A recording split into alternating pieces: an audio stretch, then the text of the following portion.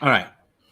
First off, I will speak for myself, and I think that what I've leaned towards and why I sometimes run into the issue of where I am attracted to broken women is because I've seen my mother broken in her home indirectly. I didn't know she was broken.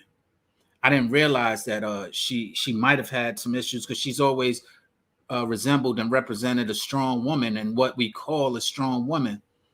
And so I always looked at it as a sign of strength, her independence, her self-reliance, uh, her strength, her honesty, her gratitude towards other, her consideration for others, and her ability to help others.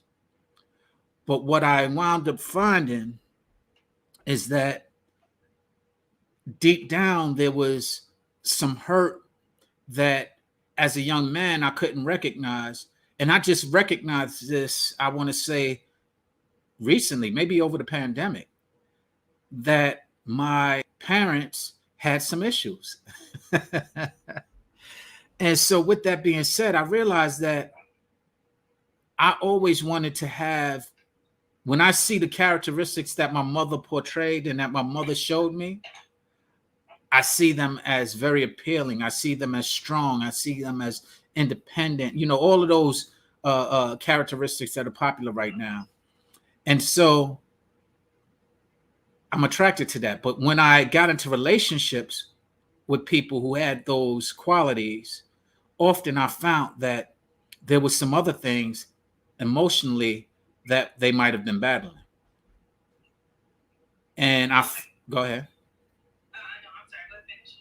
And so I find myself attracted. So when I see that, I only have love for them and I only want them to have a better way. So the trauma that I saw is that my mother dealt with her father, which was my grandfather, her brothers, which were my uncles, and she had to see her father who came home from the war and he used to drink, so she had to see her father drinking. Then so she was disappointed with that.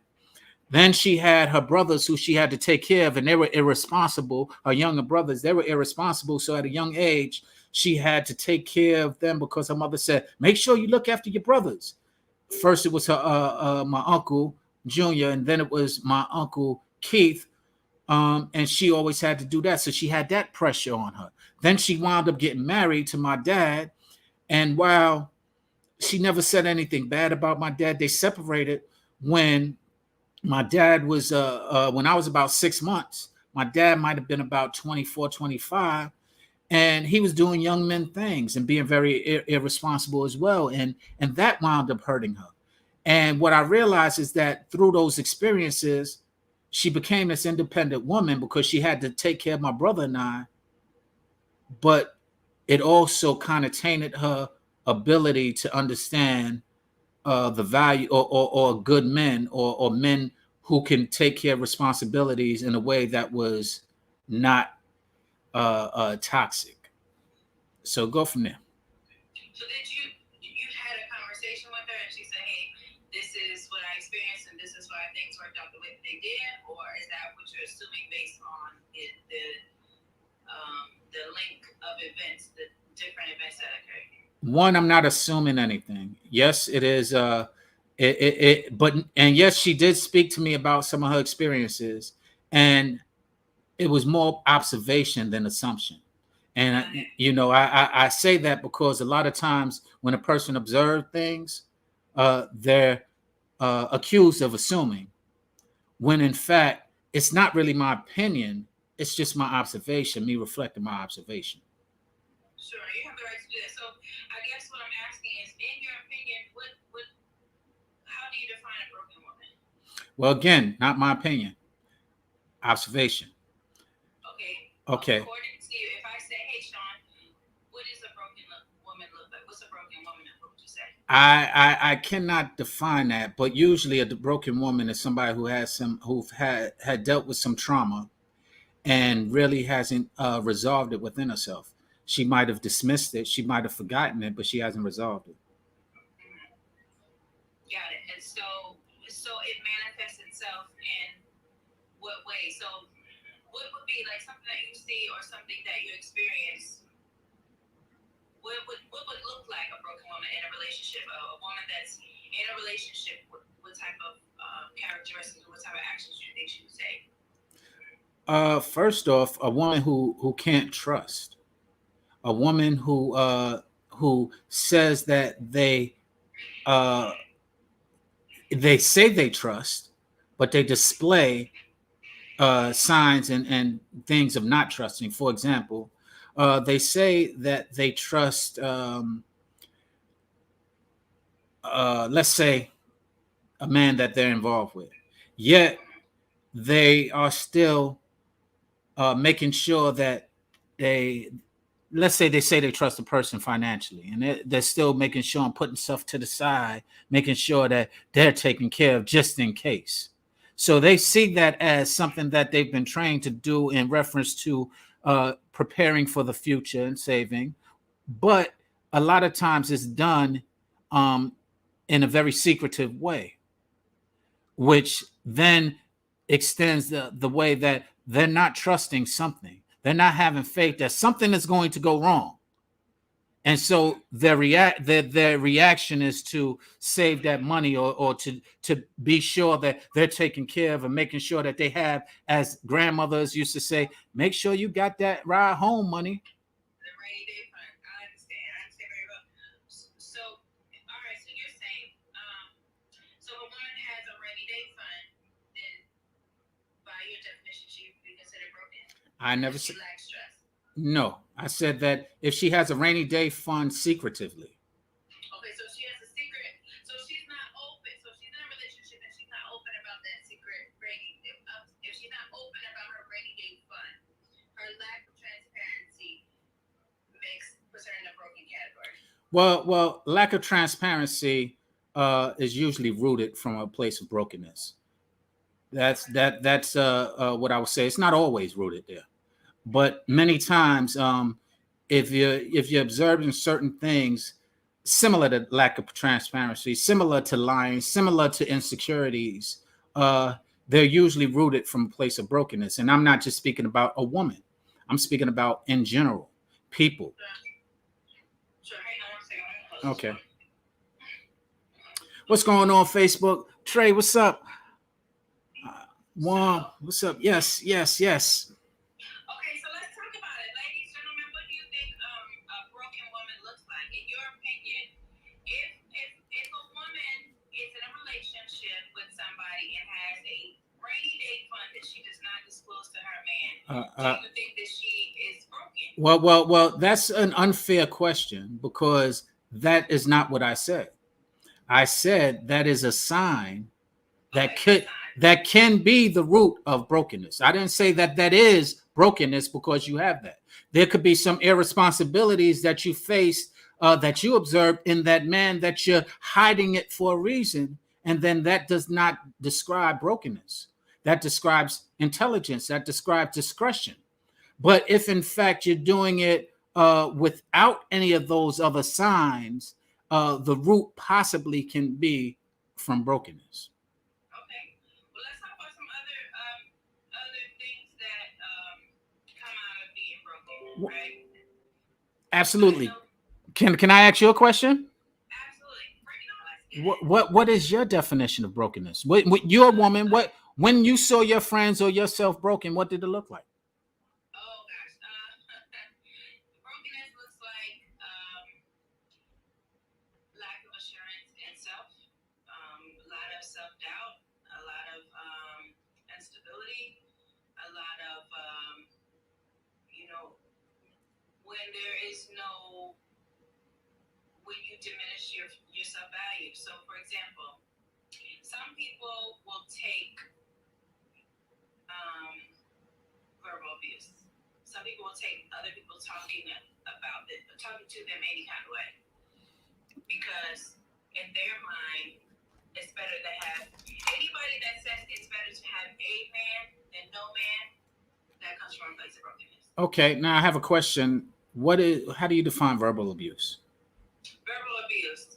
Anything that will diminish your value, or you're stupid, you're dumb, you can't. Okay, can I let's diminish your value, and then you start giving descriptions of diminishing your value. You're stupid. Can it be that somebody has done something stupid, and can it be that that is expressed in that way directly, and they're sensitive to the way that it was expressed, and so they called it verbal abuse when in fact it was just something that they did that actually was stupid. And they didn't call the person stupid, but they said that was stupid. But the person translated it to them being, because they might have been broken, translated it to them being called stupid. So I think it comes a certain kind of way. So for all right, let's just talk me, right? Mm-hmm. I'm I am particular about how people speak to me. Like if even if I did something like that was dumb, it just unless it was something kind of like silly, I put the phone in the refrigerator or something kind of. I'll take it that was dumb on that. But if I made a decision that at the time I felt was the best that I could have made, and you respond like that was dumb, or you don't you don't pay attention. You like it's the way that things are expressed, and I think a lot of that comes with knowing who you're with and how they best take your communication. So basically, and this is the way I kind of always think about that. Uh, you're right. But then that also becomes a responsibility of knowing who you're with as well. And if the person didn't have the intention, and you know that the person didn't have the intention of doing anything detrimental to you, why would you take it that way?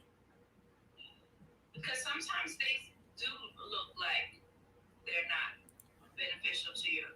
Okay, let's just say, never mind how it looks. The person has proven that they are nothing but beneficial for you in all of their actions, in all of their not words, in all of their actions, and all of the responsibilities they have taken in regard to you and consideration, etc. And this is just how they talk. So the reason why I say that is because when it comes to that situation, in my eyes, it then becomes you're trying to change that person from being something that they're not, but you don't want to change anything that you're not. Okay, so it's kind of like this the analogy that I gave last time. Mm-hmm. So if in life every time someone did this, you thought every time someone did this, someone slapped you, then when you meet somebody new and they go like this, you're gonna think that they also slapped you, but in reality, they're just trying to come and give you love. Hey, but you see this? You Right. think they're gonna slap you? So my point to that, you're right. And the point is that if you're feeling this, then you have an issue that you have to address about this. And this is not the problem. The reaction to this is the problem.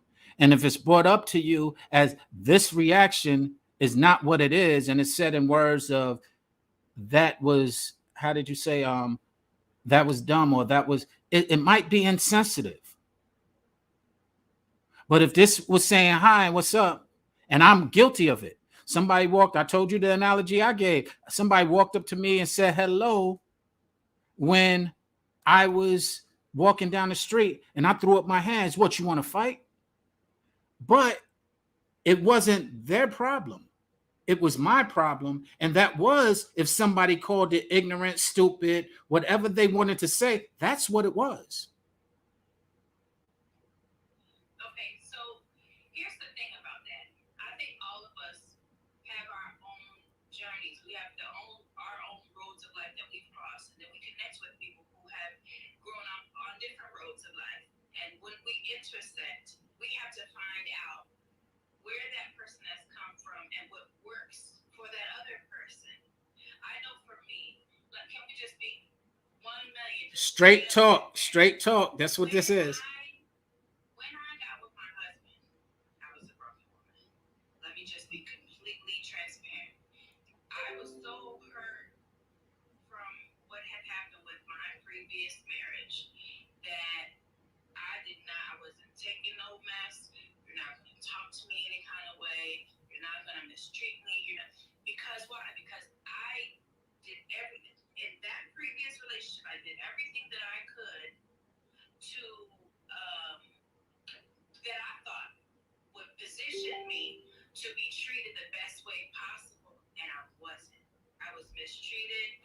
I was manipulated. I was abused. And abuse is just not physical, but there were so many things that happened that took place that that made me feel that way. And so when my husband came along, I was not open to, don't try to flirt with me, don't try to do, why? Because I didn't want to be treated bad. I didn't even know that I neglected myself until I had separated myself from the situation. When we separated for the first time, was the first time that I realized that I did not even love myself.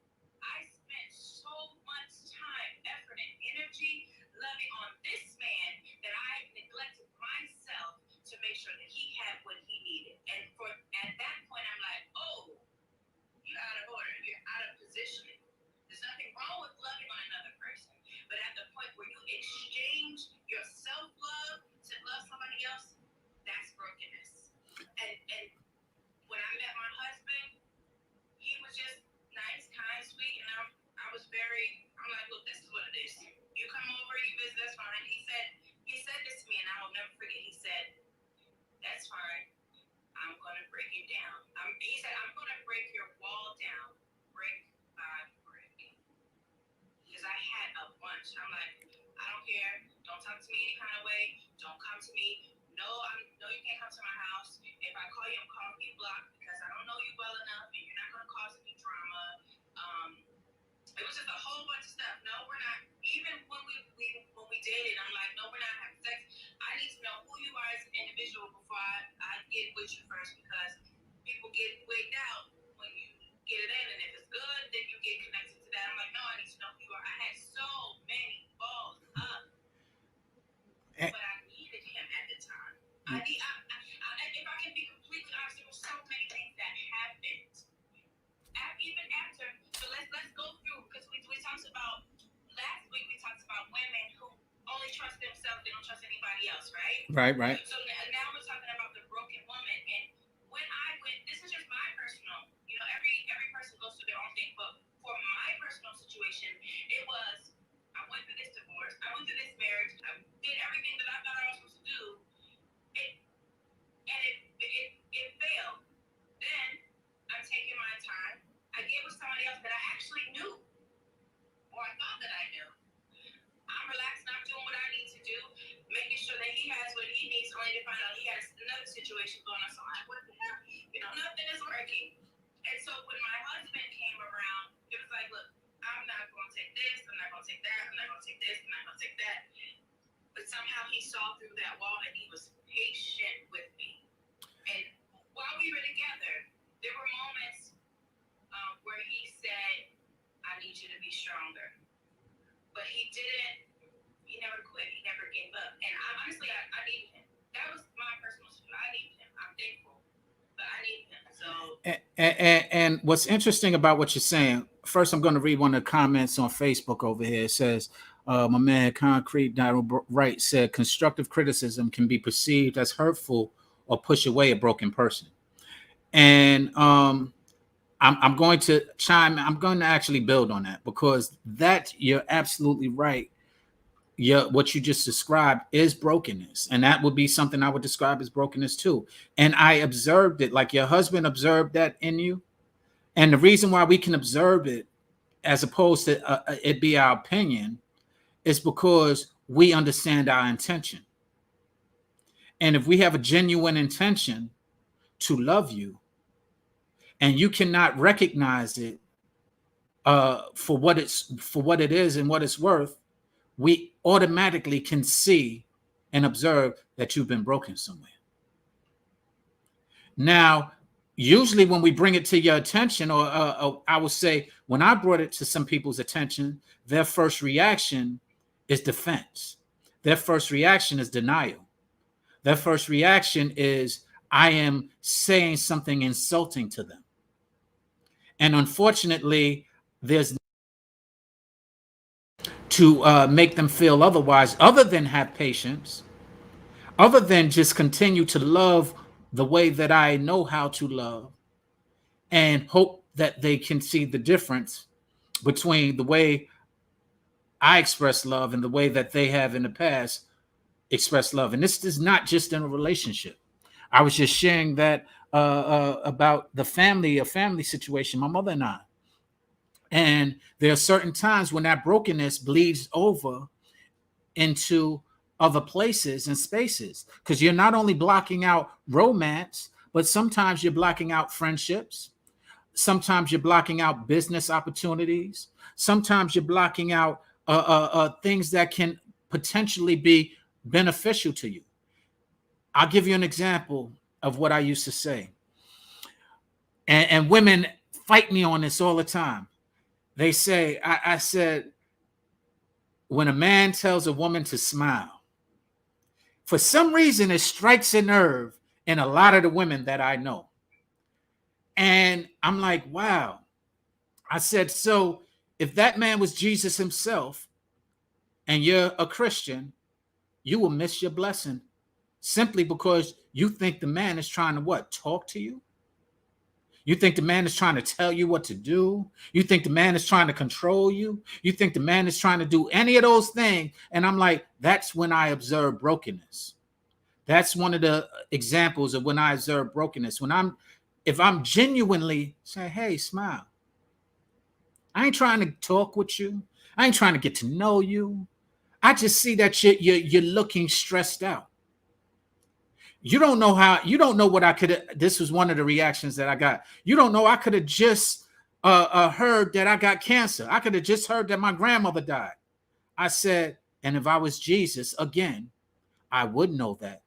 And that would be why I'm saying smile, because I know what you went through. I know that you're going through a hard time. And here I am, a stranger who knows not of you. And I'm sitting there saying, smile, which only means that in that time, you can look at it as, I don't know. Or you can look at it as, wow, Lord, I know I just heard that, but I know you're with me, because here it is, a stranger that I don't know just came up to me and said, smile. But here's the deal, Sean, and it's beautiful that you talk about Jesus, but you're not Jesus. Wait. I didn't say I was. I said if Jesus came and said it to them, you would not recognize it. That's what I said. And that's fine. I don't disagree with that. What I also say is, I think there's a couple things wrong with smile. Even though the intention is right? The intention is spirit, number one.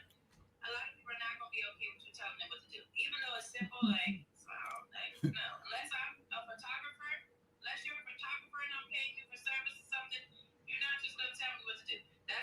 I understand that piece. But the other thing is, what about saying, hey? What about what? Have a great day. What about saying, instead of telling someone smile, saying smile can come off as commanding. Like, let me tell you what to do, kind of thing. Even, like I said, even though the intention is correct, and what could be a better alternative would be to say, have a great day. Guess. You have a nice smile, or hey, beautiful, or whatever, something like that, to allow them to respond in any kind of way they want to, because sometimes it could be really bad news or something. Okay. And people have to have space to process accordingly. And so, yeah, I wouldn't say well, that's fair. But in saying how I could say it, you wouldn't say that that's controlling or commanding? I think it's controlling to say smile. And I think, and I, as a man, think that it's controlling to tell me how to speak. Okay. So then what? Okay, so all my ladies. I understand. Go ahead. Well, the whole thing is the reason why, and I do want to take a poll, but the point is that a lot of I've had this conversation with a lot of women, and they feel that way because they feel like somebody's trying to control or command or saying something, telling them what to do. And that's their position or their disposition.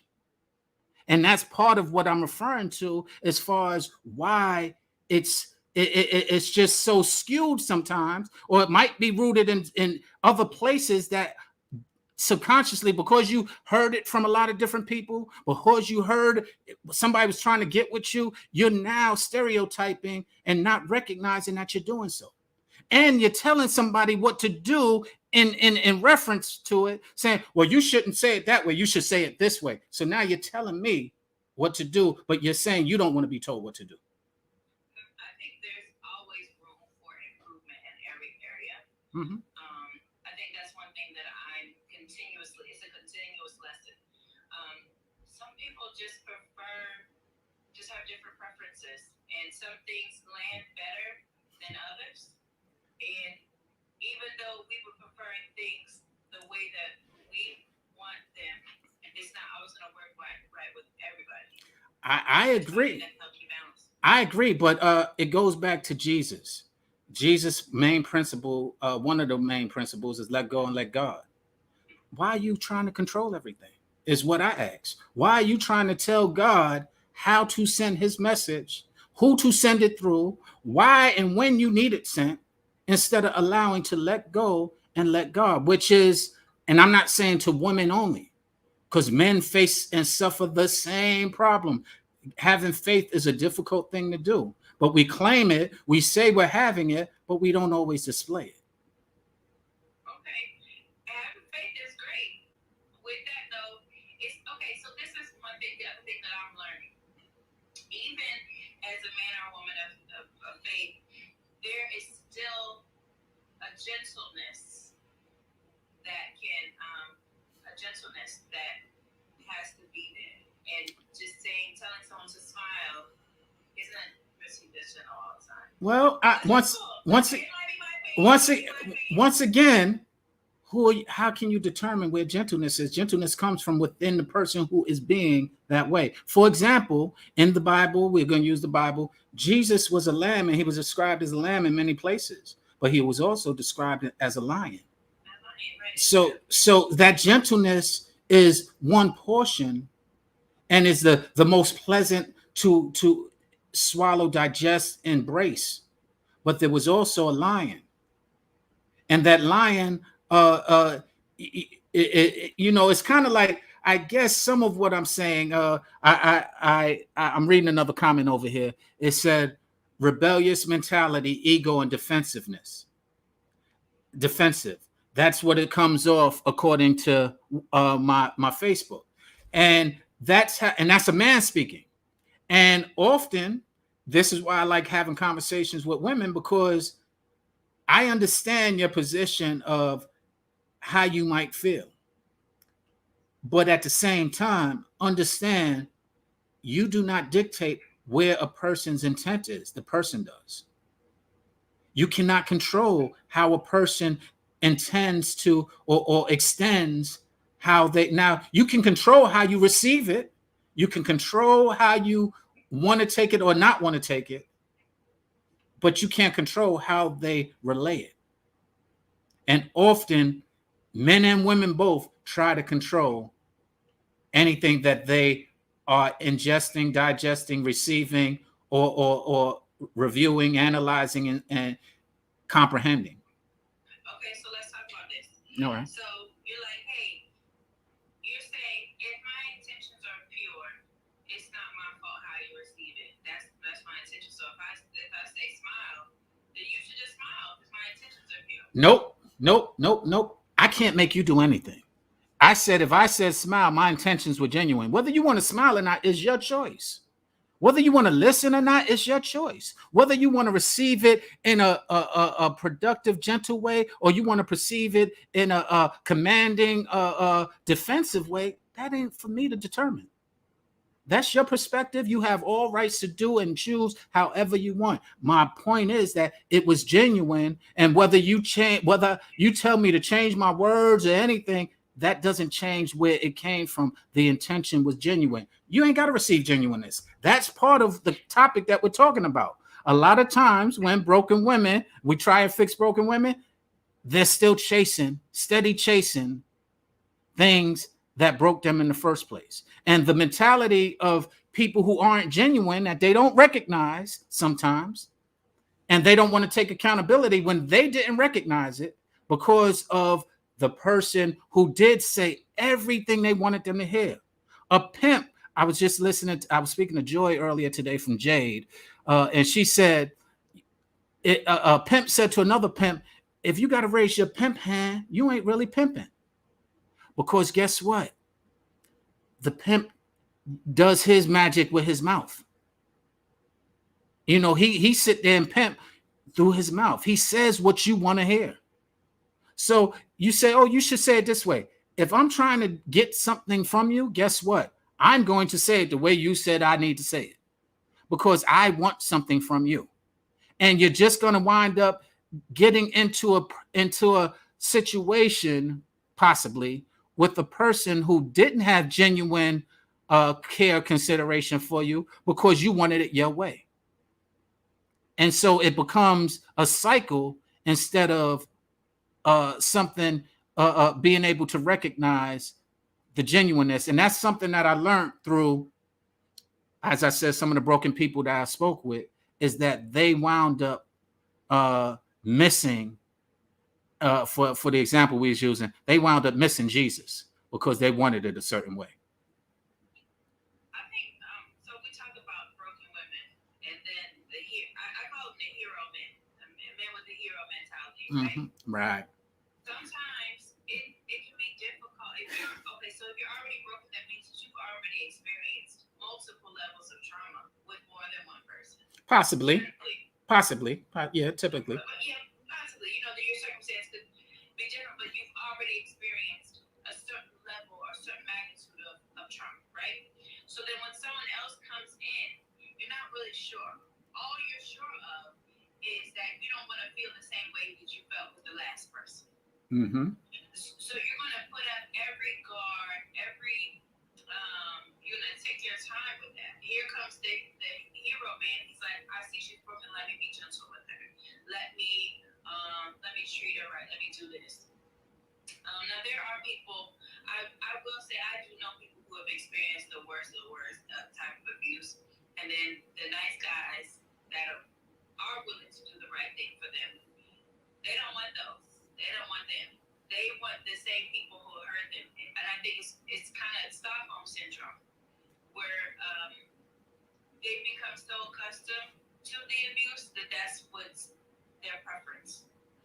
Agreed. And that's the point that's the whole topic of the situation. Why is it that men try and fix broken women, yet the women that they are chasing and trying to fix are steady chasing the men or the type of people that broke them in the first place? And you're absolutely right. That to me is one of the biggest reasons why dun, dun, dun, dun, I come in and try and save, because I see and have witnessed the hurt in people that I love who I wasn't involved with, my family members or my friends. And I try and give them an example of how to recognize somebody who is genuine and who has a good spirit in a man, because they have lost their bearings on what and how to identify a man, because the only thing they're used to is the abusiveness, the destructiveness, the all of those toxic things, and they became so used to it that they normalized it. And the issue then becomes, and when I bring it up to them, and we have all out brawls, because I'm like, yo, it's you. And they don't want to hear that. Ain't nothing wrong with me. I'm good. I took care of, this is what happens often. I'm taking care of me and mine. I don't need nobody. I'm good, which was the title of last week's discussion. Women who are so traumatized that they only can trust themselves. And all of it kind of relates to each other. That's why we go through some of the things. And that's why good men, as what they call heroes, dun, dun, dun, dun, dun, come in and try and save something. And in my case, the reason is because I have a lot of compassion, because I've seen a lot of women go through it who I know and love, not even women, not only women that I've been involved with romantically, but women that I just know and love from different on different levels.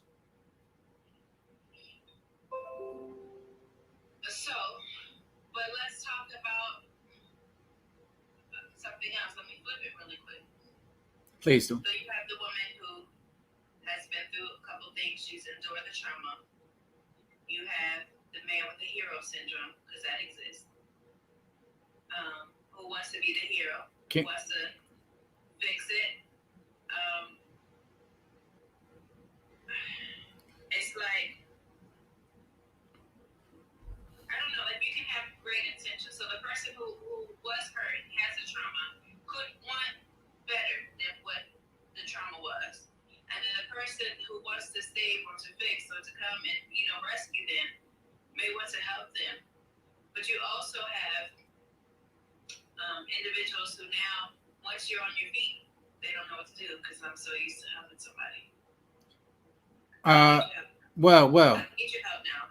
You got somebody who's on their feet. First off, what do you call on your feet? Because what we're talking about on your feet, we're talking about being on your feet emotionally, psychologically, not financially, which a lot of people. No, but I'm saying a lot of people define on your feet as financial success or as success outside of spiritual success or psychological success. And so we have to first break down what is your definition of on your feet, because on your feet is unbroken. And if you're unbroken, then you will be able to receive. It's not a hero man, it's a good man. That whole word changes. I think it's a balance for that too. I think it's a balance for that, Sean. Explain it. Okay, so let's talk about the broken woman. Okay, it's hard to trust. You're easy to offend. There's maybe depressed, and just accustomed to some form of abuse, right? So the person comes in and they kind of, I call it love them back to health, right? So now you've got your self-esteem, you've got your self-worth back, you are learning to realize what a good man looks like, what a healthy relationship looks like, what trauma looks like. Sometimes you can't see trauma while you're in it. Sometimes you can see it after you've left. And sometimes what I'll say, what can hurt the woman and cause her to want to do something else is if that man that helped her doing it does not re-evolve into now, instead of the one carrying the load to help, now be the support. It's kind of like this, and I'm just going to use this analogy because it makes sense. It's kind of like when you have a baby, you carry them, right? You carry them, and then they start to kind of walk a little bit, so you might hold their hand. And then from there, once they're walking and running, you just watch them. It's like, okay, you saw me when I was hurt. You saw me when I was broken. You carried me. I needed you. Then you started to, as I started to evolve, you still wanted to carry me. I don't need to be carried. I want to walk.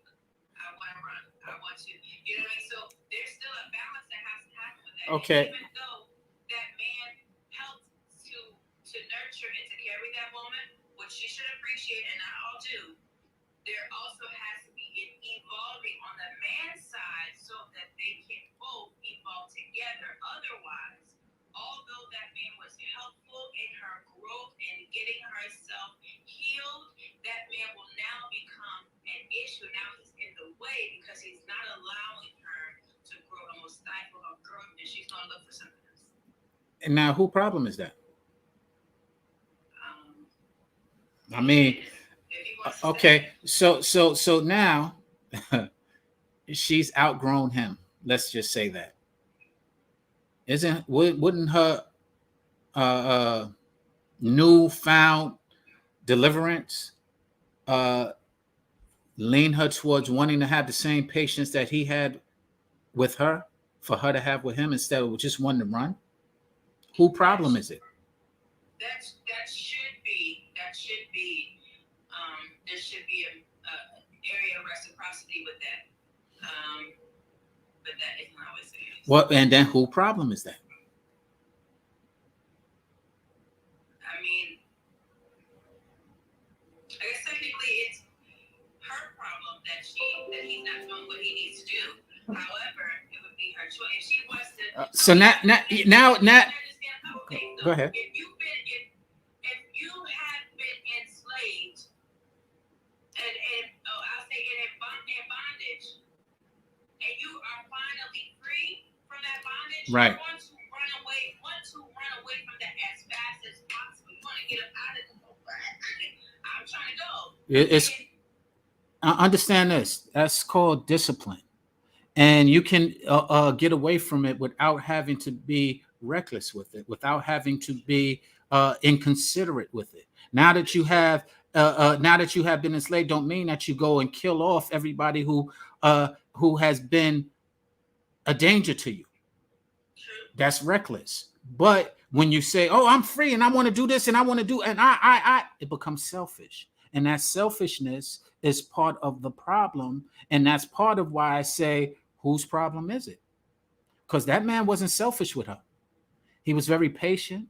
He was very considerate. He considered all of him. Now he might be in a position where he needs some help, and she's choosing, well, I want to run away because I don't like the way it feels. That's selfish, and somebody needs to call on it. I don't disagree. I think all of these relationship things come down to maturity. Are you able first to recognize that you do have some issues that you need to fix? Wait. Can you repeat that, please? I'm sorry for interrupting your flow, but that is so poignant and it's necessary to be heard. So the question is, are you willing to recognize that there are some issues that you need to fix? And that goes to both men and women. Go ahead. You can continue. Absolutely. And then from there, are you open to making those changes? Agreed. And then are you patient enough to give it time to heal properly?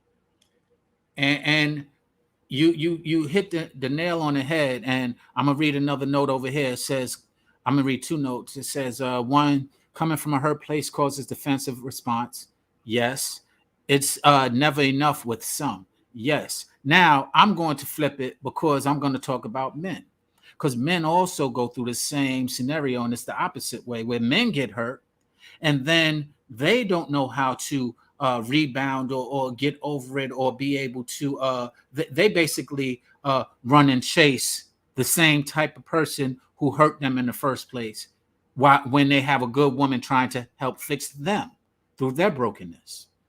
And it's the same signs and the same characteristics, but they don't want to take on the responsibility when a woman is patient with them, when a woman sits in there. And then we have women who, the question you just asked, what happens when the man finally gets there, then he goes out, who will despise that man, rightfully so, who goes out and gets another woman after that woman took her time. But then when it comes to a man doing the same exact thing for a woman, I'm posed with questions like you asked me. Well, I should be able to be free, and it shouldn't stifle me. And I'm like, yo, they're both wrong.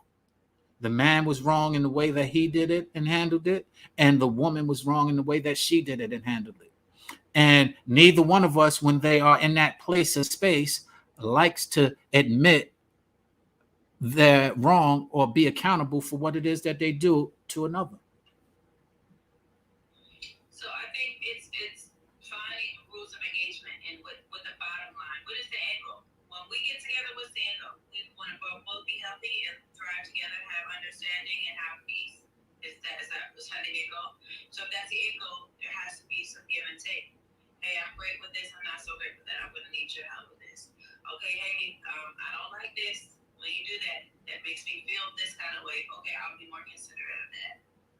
Okay, now my question then becomes, in relationships, and this is the biggest argument, who does more to giving and who does more to taking? Because from a man's standpoint, A lot of times he'll be like, the women, all they want to do is take. And on a woman's standpoint, she'll be like, all he wants to do is take. So that again, I think that comes with knowing that other person's love language, what that other person values, and being able to add more points to their value system. Because I can say, hey, Sean, I like this, and that. Like, I like when you talk to me a certain kind of way. I like when you spend time. I like when, I don't know, you buy me gifts. I like when these kind of things, right? And you can say, let me make sure that I do this for her, and let me make sure. Okay, so I like to use the five love languages because it's easy for me to have an understanding. So, according to something called the five love languages, it's a series, a book written by it's kind of blew up by Gary Chapman, and so he says that we all have essentially five love languages, and what that means is the way that we receive love best. Okay? Right. So there is gifts, meaning when someone buys you a gift, you feel loved. Acts of service, that's if someone does something for you, you feel the most love. You have quality time, that's easy to say. Then you have quality time, physical touch, and then you have words of affirmation. Physical touch, we know what that is, hugs, kisses, those kind of things. Words of affirmation. Hey, you're beautiful. I love you. I missed you. I adore you. Whatever. So it's like if my love language is words of affirmation and gifts, and you just touching on me all the time, and you like to do things for me, we're gonna miss. We're gonna miss each other, and I'm not gonna feel like you're giving me enough, and you feel like I'm doing everything for her. But if that communication is not right, it doesn't matter. We miss each other. And again, that's why it's so important to communicate and really to be willing to understand how to love the person, how they want to be loved. If I say I love you in English, and you tell me I love you in Chinese, but I don't speak Chinese, we're saying the same things, but there's lack of communication. Either you need to learn English or I need to learn Chinese so that we're on the same page and we understand each other well. And from there, we can work better together. I agree, but here's what is interesting about that. Love language. You're right if we're speaking the same thing, but if you're saying, for example, gifts, and that's what you translate to love, I think, or any of the five, and that's what you translate to love by itself, that's part of the problem, because all of those elements is what embodies love entirely. And if in fact you're just leaning on one of those things, that's like having one word, love, which is in our English vocabulary, means so many different things. And you're saying that all of those meanings should be embodied into one specific place or space. So, for example, let me go even further. Um, you said you need to know what a person says. If a person says, "I like this, I like this, I like this," what you like isn't always the best for you, and that's really the bigger issue, and where the selfishness that we was talking about earlier comes into play. Because a lot of people like to think because they like it that it's the best thing for them. And go ahead. I was gonna say, but is it our partner's job to determine what's best for us or not? It absolutely. I think it is your partner's job to not determine what's best for you, but to acknowledge. For example, I was giving, last week we spoke about Nike, Nike, Nike, and if he likes Adidas, why would I get him Nikes? Because Nikes is better for his foot. Because Nike is something that makes him walk without the limp that the Adidas is making him walk with. Because you're seeing that limp, You're seeing what it's doing to his body, how that limp is breaking down and making him hunch, how that limp is starting to affect different parts of his body, and he's not seeing that. So yes, your loved one is supposed to be able to determine that for you. And unfortunately, not a lot of people like to embrace that whole theory as far as what a loved one, because they want the control and they don't want to give the control to their loved one. If I'm looking at you, I shouldn't have to look at my back if you're my loved one. Just like you shouldn't have to look at your back. But if you got to look at your back, that's the issue, because you're not trusting what that person is saying. Right? And watch out, duck to the left, duck to the right. You're not giving that loving, and you're blaming. Well, I don't like it that way. Okay, cool. I don't like, for example, what I was getting to is when a person says, well, I like it this way, I like it that. You can say, I used to have a girl who said, I like it when you um, rape me, abuse me during sex. And I'm like, whoa, she liked this. Like, this is what turned her on. And so, with that concept, so I am supposed to rape or mistreat her because she likes it, and that's her love language. So I'm supposed to, as that person who loves her, just let her go ahead and continue to think that me punching her, pulling her, tying forcefully is something that she should like. That's unhealthy. That means that she's experienced so much trauma in that area that she's learned how to like it. Well, I'm not disputing that. I'm just saying I'm giving the point. Yeah, I'm using that extreme. I'm using that extreme example specifically. No. So with that, no, no, you wouldn't do that. You wouldn't do. No, I'm not going to do that because. And you, yeah, she said call the police. No, in that instance, no, you wouldn't do that. Why? Because you know that that's unhealthy. But if it's a healthy thing, hey, I enjoy. So say, I mean, I don't know. So okay, so say you enjoy gifts and you enjoy words of affirmation. Oh, you love when he says nice, sweet things to you, and but he always just. I'm trying to find a good one. Okay, so say you love quality time and you love um, words of affirmation, but your partner only buys you gifts and does things for you. You're gonna feel like they're not loving you enough. You're like, I do everything for you, whatever you need. Like I'll wash your clothes, I'll get your car clean, I'll do this, I'll do that. And she's like, that's great, but I want you to spend time with me, or I want you. You get what I'm saying? I hear you, but here's my counter to that. Is that really healthy for her? Because guess what? You can go find a man who's an asshole and he tells you and does all of those things, and you're in the same predicament that you always want something you don't have. So it's like what's right in front of your face. I wrote a rhyme before. It said, man, uh, I'm a sucker for love, nigga, but I'm not a sucker, love. Don't take my kindness for granted because I granted you kindness, love. You're farsighted. You can't see what's right in your face. You want what you don't have, but what you have don't appreciate. So I say all that to say, yes, you want time spent and affirmation. Now you got a man who's staying home with you all the time, giving you all the time in the world, but he ain't working.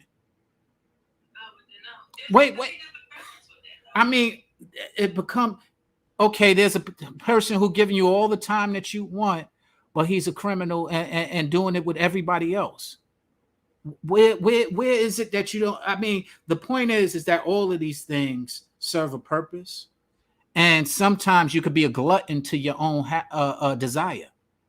And what I said last week and what came to me, you deserve more than you desire. Unfortunately, there's too many people that just lean on what they desire as opposed to what they deserve. It's true. So okay, we talk about broken women, Right. and we talk about the man that comes in to heal, to save, have Dun, her dun, own dun, dun, dun, independence. dun. And then she doesn't want him though. She wants the same type of guy that put her in the broken state. So if that's the thing. If that man is not perfectly positioned for her, it's not gonna work. It really isn't gonna work. I Can, know, like when my can husband. go ahead. No, continue, No, continue. no, go ahead. What is perfectly positioned? Why do Okay, so why do nothing people is say that? perfect. Right. Why? Nothing is perfect. But what I'm saying is, for a relationship to work well, there has to be a lot of adjusting. And if you do have that connection, the way you think is the way you it has to just be a willingness, really. It has to be a willingness, similarities, those kind of things that make it work. I know with my husband, when we got together, I was broken. I was broken. I was very broken. I was depressed. Everything was sensitive. I was very, very, very, very sensitive. And he had to tell me, like, no, I wouldn't know hoe, but I get it. No. That was before you made that comment. That was when I went like this. Dun, dun, dun, dun, dun, dun. It's all good. No, it's all good. It's all good.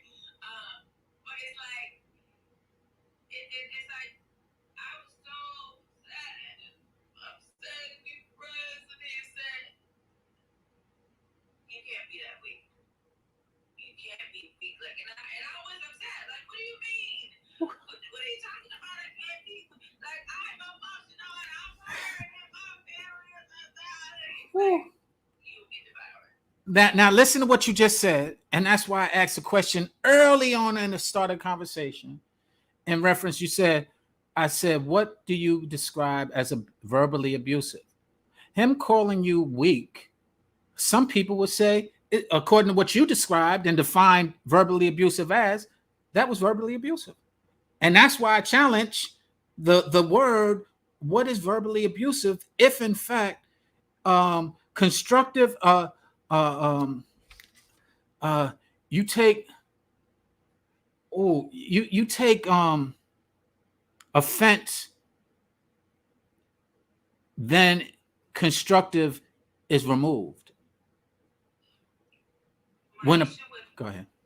My issue with what happened was, you're not gonna call me weak, even though at the time I was weak. Don't call me weak. I would have preferred had he said, okay, babe, I need you to be. But that's the thing. There are certain things that work better for you. But that doesn't. I get it. I can't say to my husband either. Like, there's certain things if I say to him, he's gonna be like, "What? You know what? You know what I'm saying?" Like, no. So if he would have, I was upset when he said that. Like, it pissed me off. And I didn't get it over time. It took a while though. I'm not even lying. He won't call me weak. Like, who are you talking to? Don't call me weak. Had he said, "Babe, I know that you've been hurt, but I need you to be stronger." But guess what? I understand that. But he did it in the way that he knew to do it. You got the message eventually, and you were weak. Let's just be real with what it was. You were weak. And he said it that way, and you didn't like the way he said it. But that's your emotions getting in the way. That's your ego getting in the way. That's your feelings getting in the way. Remove your feelings, go to the core of what's being said, and you might be able to embrace the value of it. And that's not to you specifically, that's to anybody who's getting their emotions involved and trying to dictate how another person speaks to them because their emotions are not intact and don't want to account for their emotions not being intact and want to blame the person or how the person relayed the messenger, how the messenger relayed the message. And because they missed the message, they want to blame the messenger and he could have did it better. The messenger, no, how about you could have just listened instead of getting sensitive? Okay, but here's the thing. If you make me an amazing meal and you stuff it in my mouth, I am not going to be able to enjoy it because you stuffed it in my mouth. Sometimes I can digest it better if you give it to me piece by piece. Even though I need to eat and I'm malnourished and I need to get this down, I'm going to wait. But then again, That's you trying to control what you want. If you go to a hospital and they gotta stuff something down your throat and you don't want it to save your life, you ain't concerning once your life is saved. So stop trying to dictate how if a person is giving you something that is benefiting you. Don't try and dictate. That's like the Lord. Stop trying to control. Let go and let God. You can't control everything. Yeah, so Miss Ingrid B, she was on it. So she was saying that's her trying not to choke. So for example, when I got my surgery, so two things. I had ACL, MCL surgery when I was in college, right? And when you normally get surgery, they intubate you, they put that tube down your throat, whatever, and they do what they need to do. So that I don't know why they do it, but I'm not a doctor. But they do it to make sure it's a requirement while they're doing their surgery.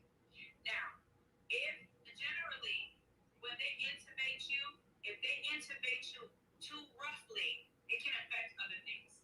So when they intubated me when I had my brain surgery, I said, listen, I sing. I'm a professional singer. You can't put that thing down my throat all rough and crazy.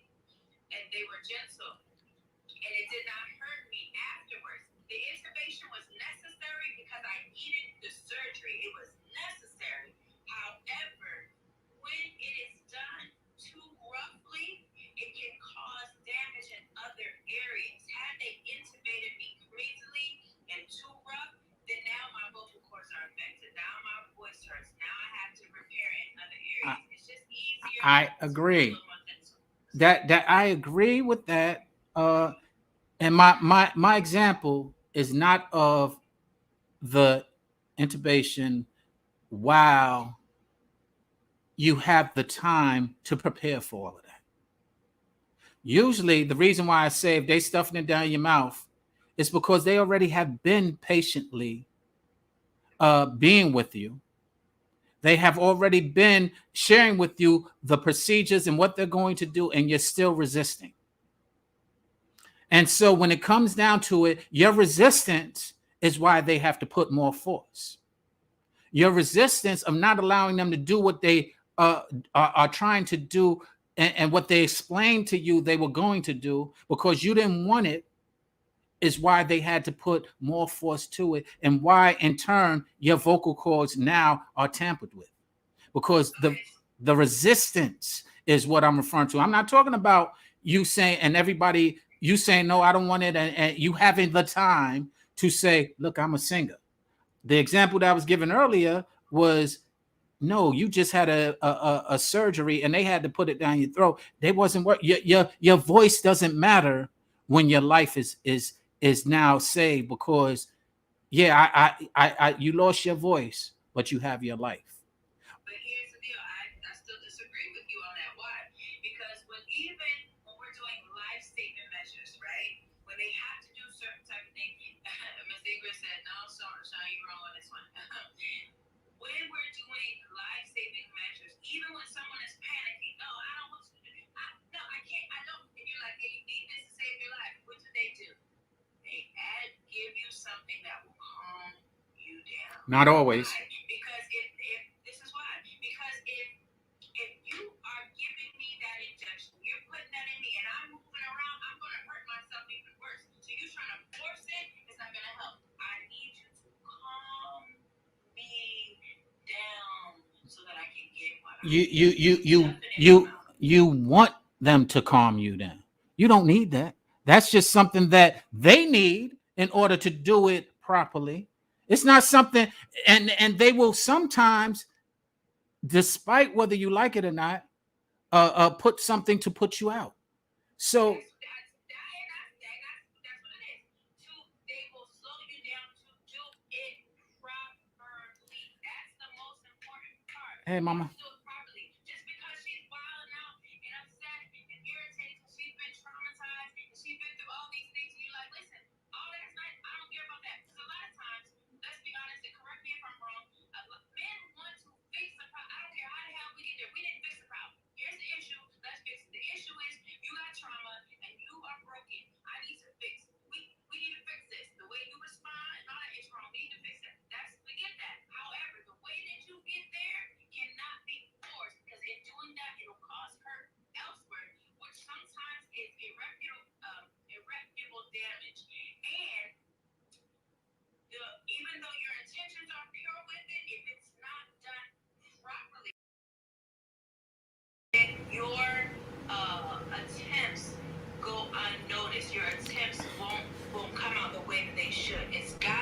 Right, and you never see that doctor again. And Guess that's what I'm what? saying. You gotta slow that down. What? You Wait. can't force it. Listen to what you're saying. You'll never see that doctor again. That you never see life again. You How can't about force that? it. You won't. You right. You won't see the doctor because you resisted the help that you needed, and that doctor is. You're not going to see him because you're dead. That doctor couldn't do anything for you, and it was all because of your resistance. I say that because, and you're right. It can't be forced. All right. So guess what? You find one of two people: the person who has the patience to go ahead and do what you want, or the person who says, all right, you know what? Do it your way. And then you do it your way, and you go find a person who's doing it the way you want. And that person isn't a doctor. So that's the thing. If you are the if I'm the patient and you're the doctor, I believe that we need each other, right? I've been broken. You're here to help me, and you have no intentions of hurting me. And you see what I need. I'm malnourished. And, I don't have what I need. You like, look, I have to breastfeed. I got the vitamins and minerals and nutrients. This will fix you. I got the antibacterial, the antibiotics that you need. I got you. And you're like, hey, I don't know, because last time I took that, it gave me this allergic reaction. You were like, just take it, girl, and you shove it in my mouth. No. wait. Now, let's use your analogy. Let's keep it going. All right. I don't want that. You shove it in your mouth. Guess what? The allergic reaction stops. You feel better after all of the stuff. And now your life is much better than it was before you got it stuffed in you. Now, are you going to say to that doctor, after you're now well, he did what he needed to do, forced it. Unfortunately, I'm not even an advocate of forcing it. I agree with you wholeheartedly. The problem, what I'm trying to say is that so many people resist what's good for them. Hurt people resist what's good for them, and they never get a resolution. That's true. I agree. What I'm saying though is even if you try to stuff it, I'm gonna spit it out, and you definitely won't get it in me. So I need you to Okay. give me a sedative to calm Well, me guess down. what? You did that. You spit it out. He couldn't give you the sedative. You died. What is the? Tell me how did that help it? And I died on my terms. I Okay, died on my terms. and is that not? We said earlier the word stupid. And is that not, you died on your own terms and you're going, that's like saying, I've been to jail and so it's a badge of honor. No, you messed up. You got caught. It's no badge of honor. It's actually a big mistake. So you're honoring and you're taking that's pride. That is all ego and pride. A good doctor is going to have patience and be able to I say, okay, I understand. You're like, hey, I don't want to take that. No, I don't want to. Okay, no problem. Let me check your vitals real quick. Let me just check on you, make sure you're okay. All right. I'm gonna take your thing right here. I have to put something in here just to calm you down so that I can get this in there. You give me the right. sedative, and now I'm calm, Right, but and now I can give you what I need right. from you. But we're not arguing a good doctor. We're arguing your recognition of a good doctor. That's what our issue is. You don't recognize a good doctor. So he did all of those things. He gave it to you and did everything you wanted, and you're still resisting, and you're still fighting, and you're still not allowing the doctor to be good. So in our case, in our analogy that we're using, doctor, you're doing all of this resistance, not allowing a good man to be good or woman to be good. Why That's the isn't she problem. going through the other guy? Why is she going Because through she the want because she want temporary relief. She doesn't want a resolution. She just wants temporary relief for what she's going through. She doesn't want it to be cured. She wants Okay, it. but there's something that she's not getting from you that she needs. You're giving her something. You're probably getting her something that she needs, I, but you're also not giving her something that she no, needs. I'm not giving her something that she wants. That's what it is. She wants it. She wants certain things, and okay, I'm not giving that to her. So she go and gets what she wants from other places, and then she's hurt even further. Tell Okay, me, so huh? if she, you can give everything perfectly to somebody, but And guess what? You're absolutely right. And the shame of it is that you letting go of somebody that you love just because they weren't able to receive love. And that's why you have the Captain Saverhole so valiantly trying to fight for it, because they love the people. And the people don't love themselves. And they're too stubborn and got too much of an ego to understand that. So at that point, you've done your work and you move on. Agreed. Agreed. And that's usually what happens. And then you got to sit from afar and still look at the person that you love, either deteriorate or go through hard times. It's like you learn through instruction or through experience. It's hard to sit there and have to go through an experience with somebody when you can avoid it through instruction. But they're so resistant to instruction because they don't trust, or they're hurt, or whatever the case may be, that you got to go through an experience which now hurts everybody involved who got to go through that experience: yourself, children, other people other than themselves, other than the person who got to go through the experience. Because when you start adding the other contributors, if you're married, now your husband got to go through it because, or your wife got to go through it because you need to go through an experience. You're not even taking the time and consideration to understand how that experience is affecting anybody other than yourself. I think that experience is a new addiction. They become addicted to trauma, addicted to drama, addicted to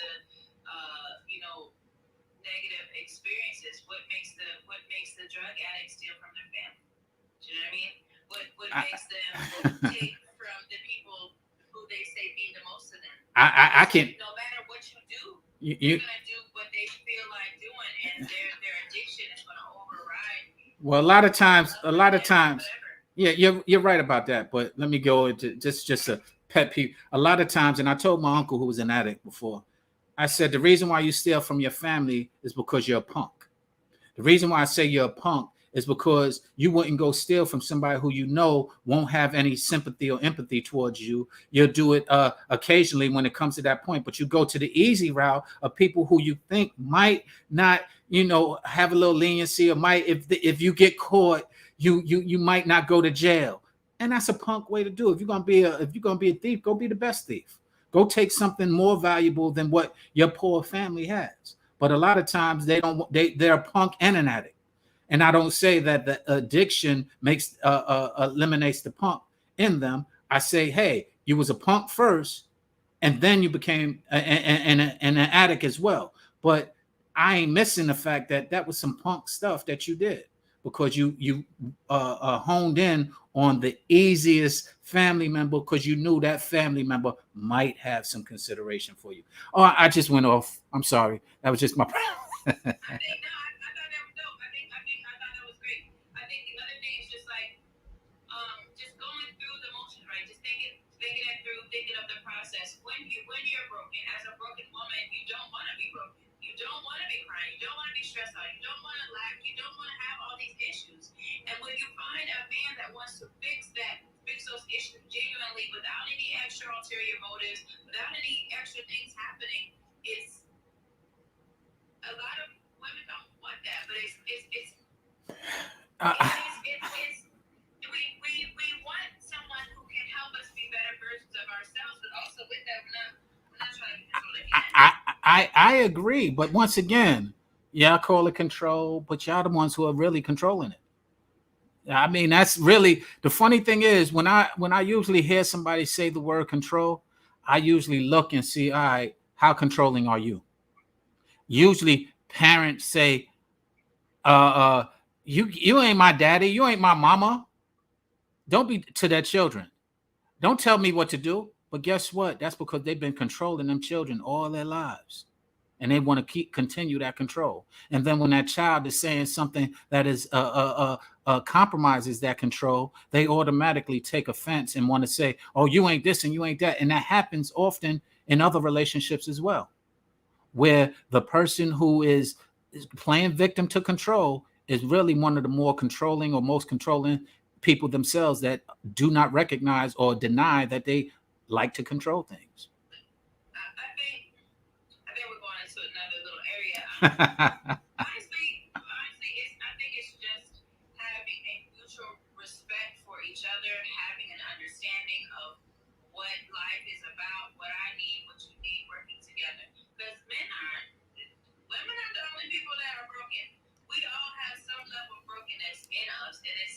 we connect with someone on a relational level, it's finding the right people who can help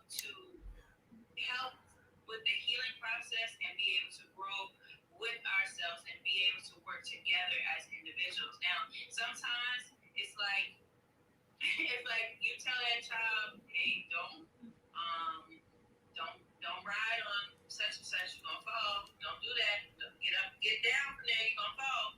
And they fell, so they're gonna come to you to fix it. Hey, I hurt myself. All right, but I told you don't go back up there. So you fix them everything, and then they go back to. Didn't I just say okay, fine? But I'm not gonna keep being available when you do it the very thing that I told you not to do. Wait. Speaking of which, you're not going to keep being available. That is, I don't know about you, but most parents are still available. They say they ain't going to be available, and they're full of it. They still are available. They still over there pampering them when they do it the second, third, fourth, fifth time.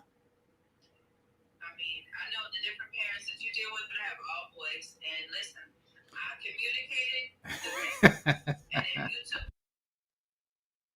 got you back. But if you do it again, you come back crying to me. I told you, right? Did I tell you? Listen to what you just said. Wow. Listen to what you just said. The reason why I'm saying wow is because as men, that's how we were trained. And that's why we don't go through sometimes the same emotional trauma that sometimes continues to happen. We get over the sensitivity of how somebody addresses us. We don't mind. All right, cool. We bump our head again and we bump it and we don't get sensitive over it because we're trained exactly how you just said it. Oh, go deal with it. So we learn to deal with it. I think one of the bigger issues, and that's why I said wow, is that when a person doesn't learn to deal with it,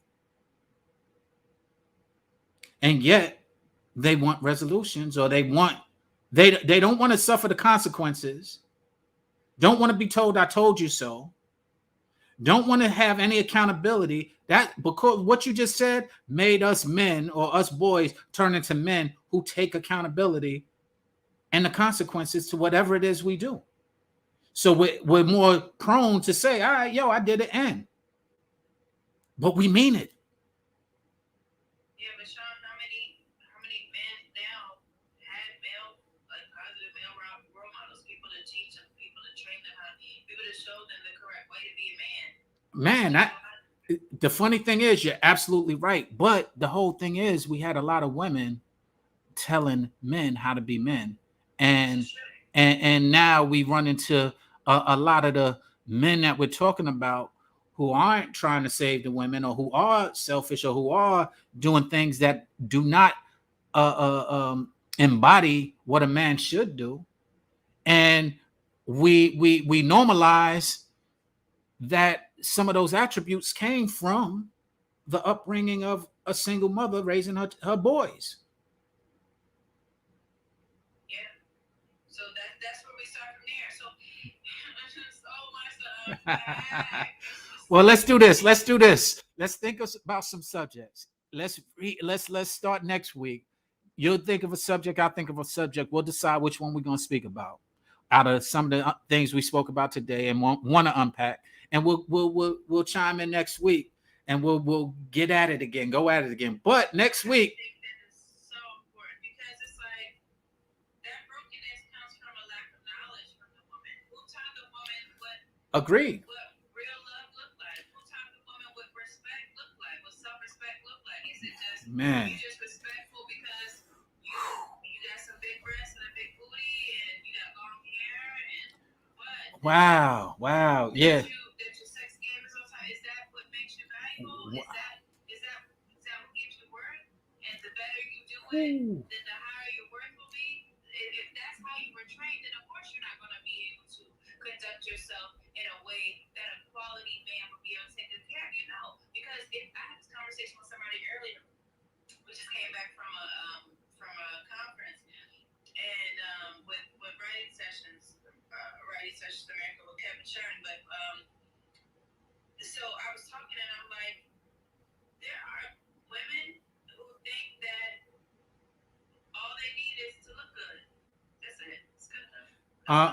In fairness, there are men who think that all they need to do is look good. True. And so with or have money. right. Oh, so yeah, look at how man. Oh, he got money, girl. That's all I need.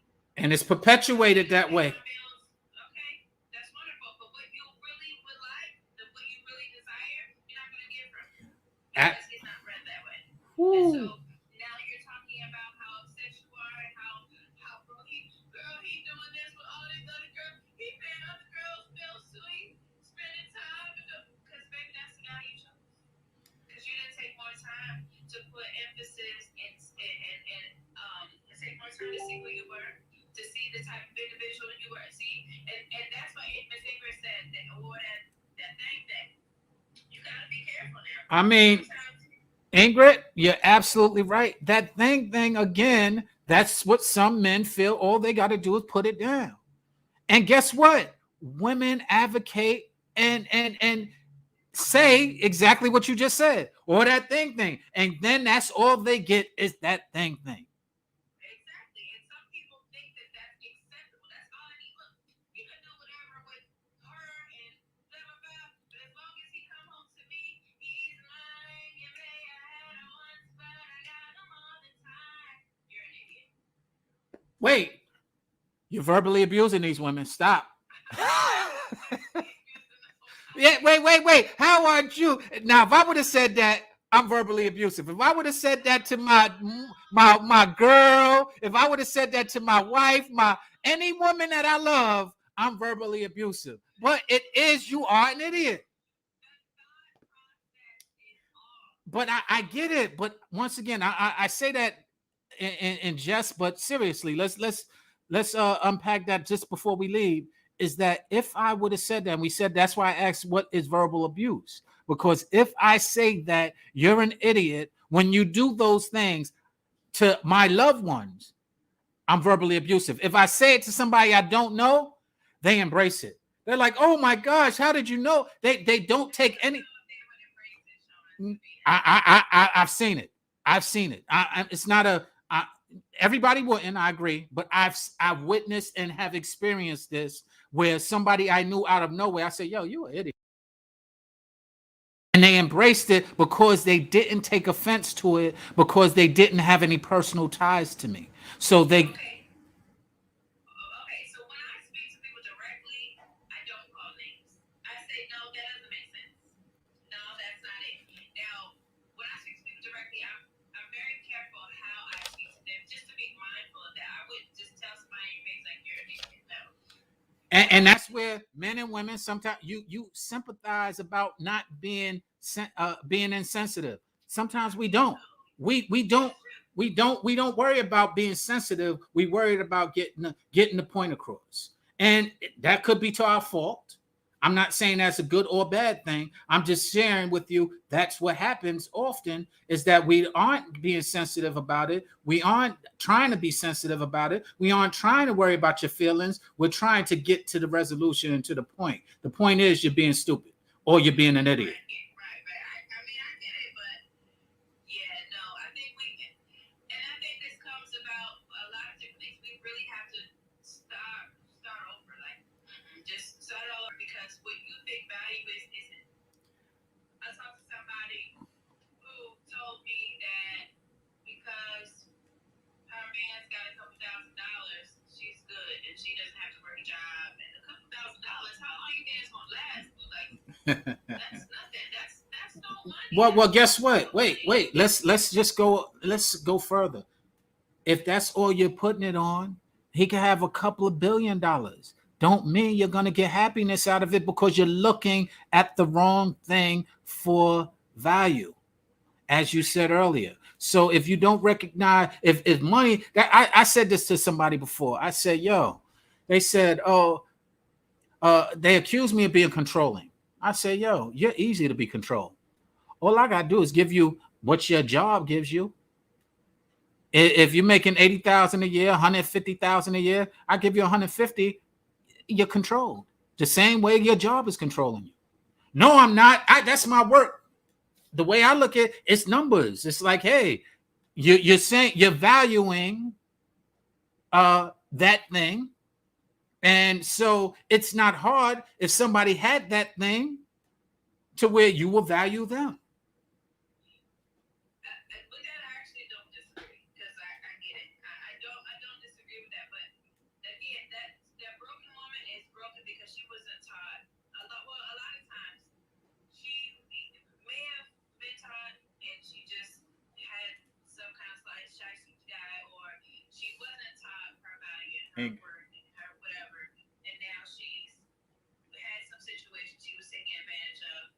Like me, I'm even though I experienced a lot of great stuff, I'm a Disney girl. I love, fairy tale stuff, but I learned to grow when I got older. I'm like, this is not real life.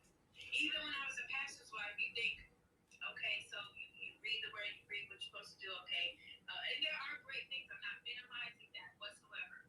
However, my thought and my expectation was, hey, these people have the same beliefs that I have. These people are, going the same way that I am. They should be loving and they should be trusting and they should be caring and they should be considerate. And You said it best. Expectation leads to disappointment.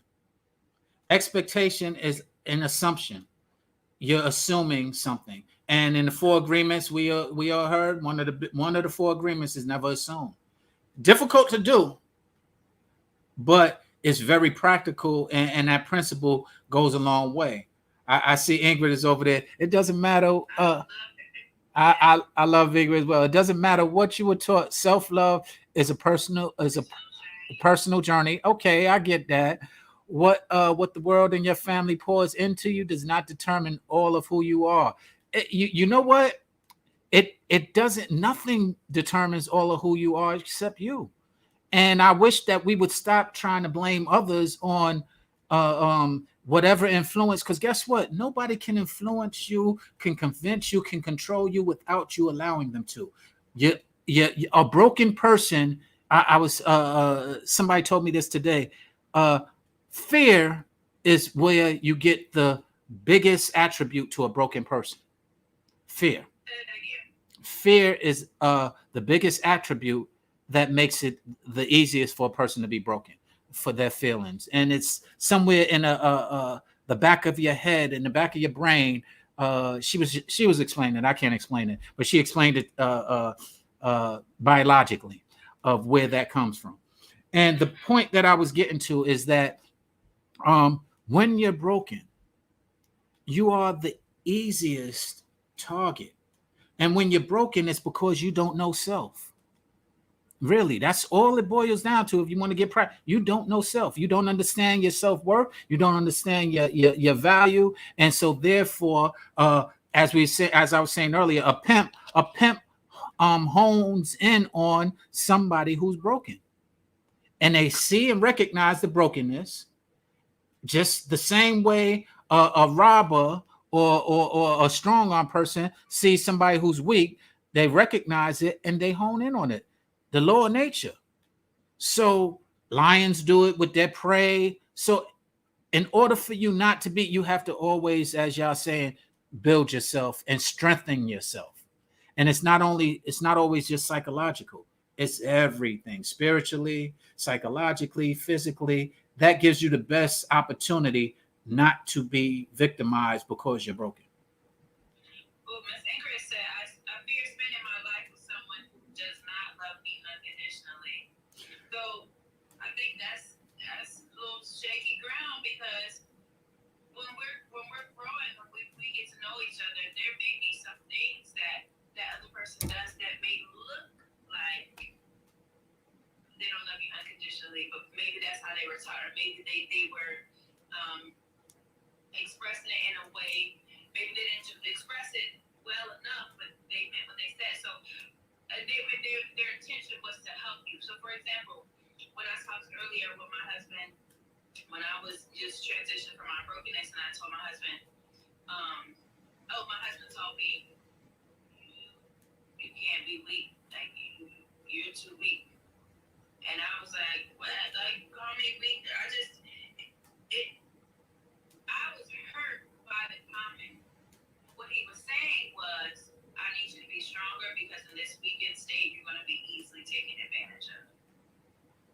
And so it will reflect on him. That's what I'm saying. Like when we experience things like that, it can be easy.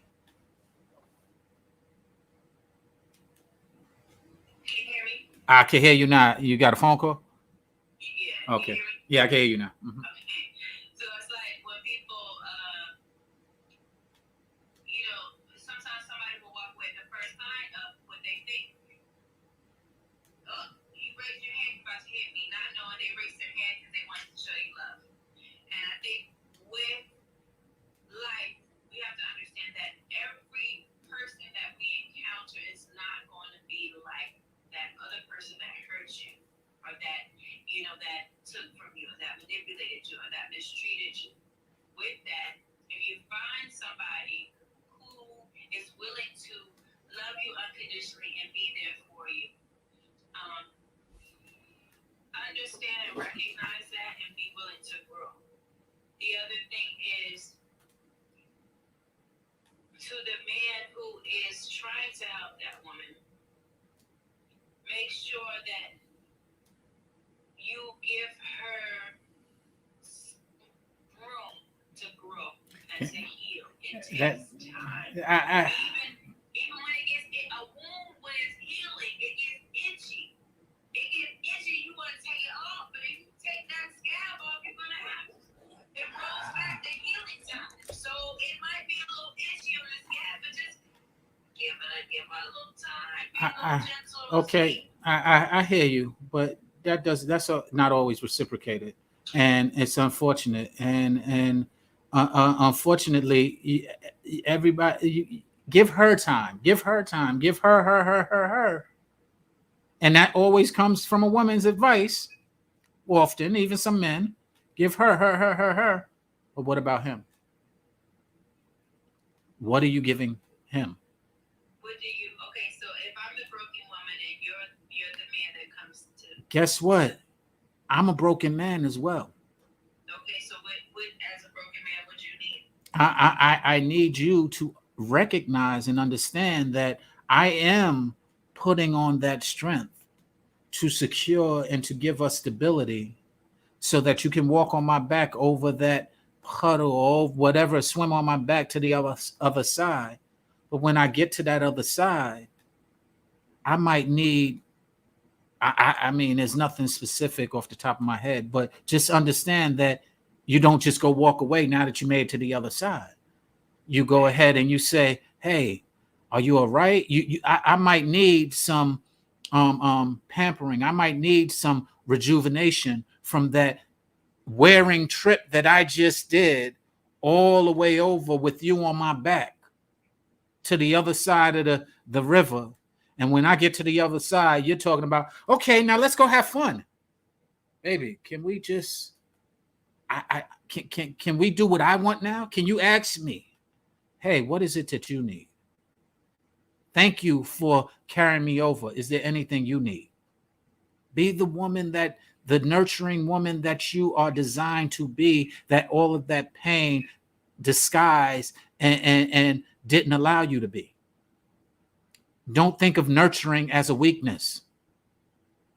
Okay, but also understand that if she's supposed to be the nurturer and a flower, you have to be gentle to her. You have to be delicate with her. It's not about her. It's not about her. It's not about her. Get her. Stop. No, wait. No, she just got over to the other side. She just got there because of your back.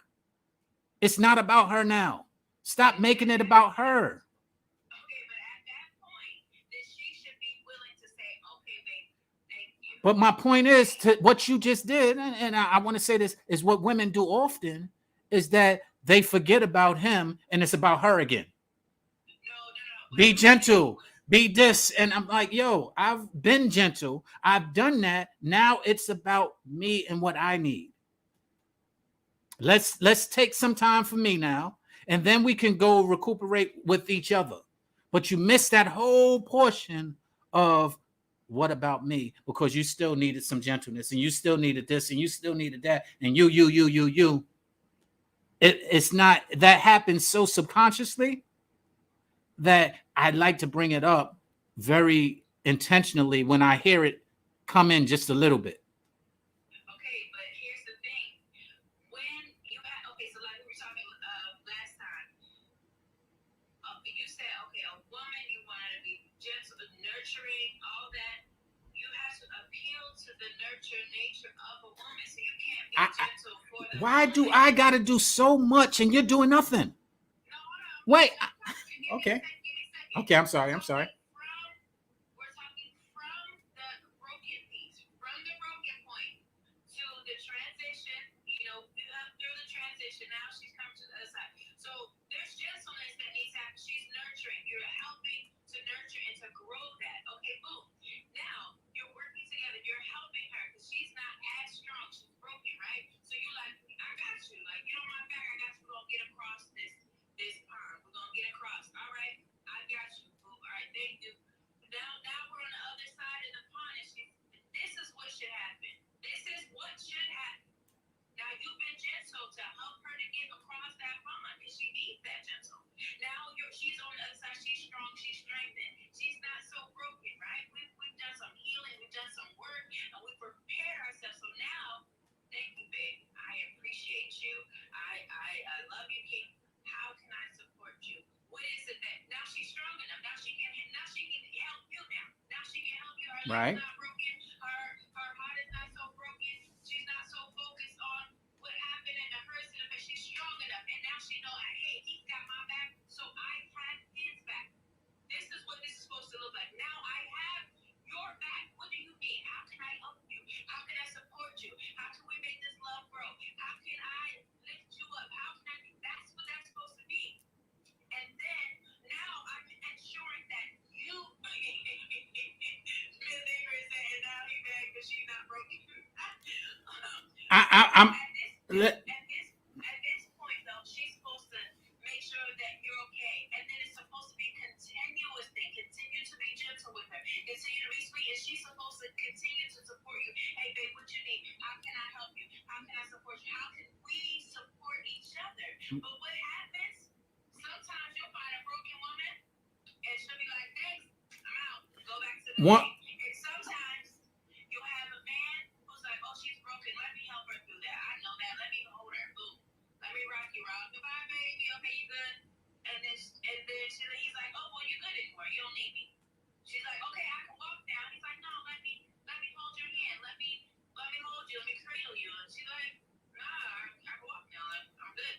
So you have and you're right. And let me go back to Ingrid's point of, and now he's mad because she not broken. No, he's mad because now he is trying to hold her hand and she want to just go ahead and walk on her own. Baby, I need some comfort. I need touch now. Let me hold your hand. What? Why are you so prideful where you can't just hold my hand because you don't want to? Because now you think it's weak? That's what I need. That's the nurturing that I want right now. But instead of seeing it as nurturing, you're now seeing it as weak. But you didn't see it as weak when I pulled and carried you all across that ocean. It wasn't weak then because you were broken. But now that you're fixed, and I want some nurturing, some things that normal relationships have. I want to be able to have, yeah, I do want to hold your hand. I'm not holding your hand because you need it. I'm holding your hand because that's the desired touch that we need. That's the touch. If you got the wrong woman, you got the wrong woman. Well. Everything in your power to be there and to fix, but a healthy relationship looks like the one that I mentioned. Well, you got it. You're right. You're right. And I see. This is where it is. I don't think anyone is wrong or right. I think that there are often, reform. It's like I feel like there could be reformed prisoners. And if you're able to see a person's heart, you can understand whether or not they will be reformed or not. Now, to your point, if somebody is just straight selfish, there is no reform. There is no reform. But often the selfishness comes from, as we said before, their hurt and pain. So they're just protecting it. Now, when that protection becomes overwhelming to where it becomes selfish instead of it becoming protective. You tell a person that a person that, whether it be male or female, instead of acknowledging it, they deny it, and that's where it becomes a problem. And the problem isn't the person telling them.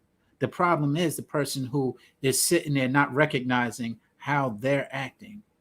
And it happens not only in relationships, it happens in businesses. They now call it narcissism. It happens in when people are successful in the entertainment business. It happens all the time. It happens all the time where they do not want to hear that they possibly screwed up, or that they still need to learn something, or that they need to be a bit maybe vulnerable, because now they're on this. So we're gonna get into this later. We ain't gonna go into it. It gets deeper. We've been on for almost 2 hours. I try and keep it at an hour. So we're gonna get ready to get off of here. And I can't wait until next week to have this conversation. Please think of some subjects.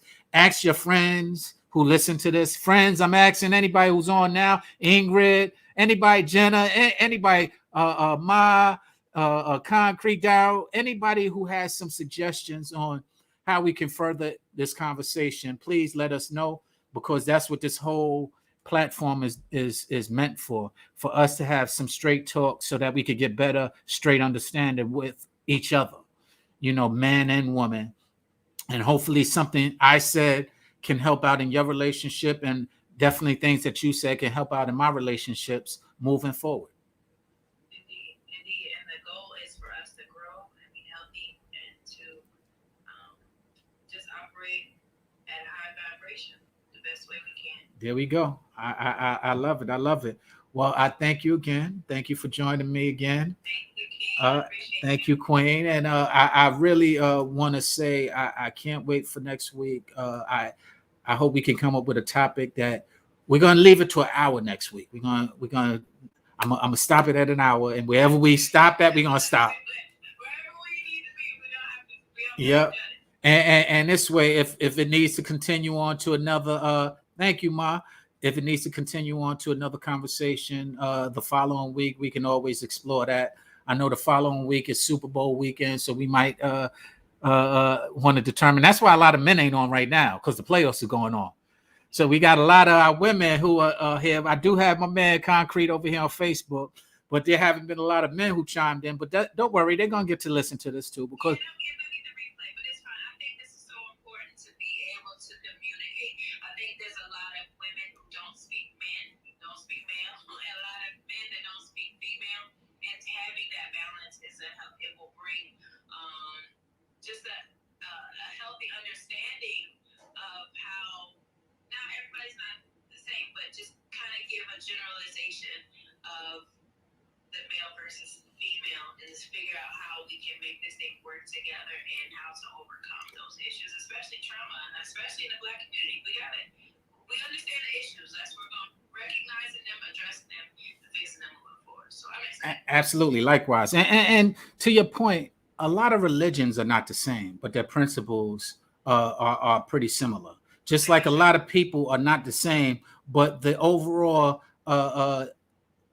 there are some overlaps of characteristics that are the same or are similar. And so we're chiming in on those characteristics to be able to give a better understanding on how to balance those characteristics with each other. And we'll start male and female. Ultimately, we'll wind up getting into social and political and just life things, and then humor and funny parts about it all. So I don't always like to be so serious, as you can tell when I. Da, da, da, da. I like it that I am silly. Likewise. But I am it too. So it's like I love to address the things that we don't address, but I also like to just loosen up. So we're balanced now. We're gonna get Absolutely. it. And I hope to one day meet your husband and have him come on and say what's up, because I know for you to be able to speak all the things that you said about him today, indirectly, he's a great man. And I commend that about him, and we need to hear more from men like that, men who are married. I'm not married. He is. I don't always have the patience that he displayed with you, and that patience is a necessity for men to be able to understand, embrace, and possibly have it into their lives. So one day I would like to say what's up and salute him on the man that he is.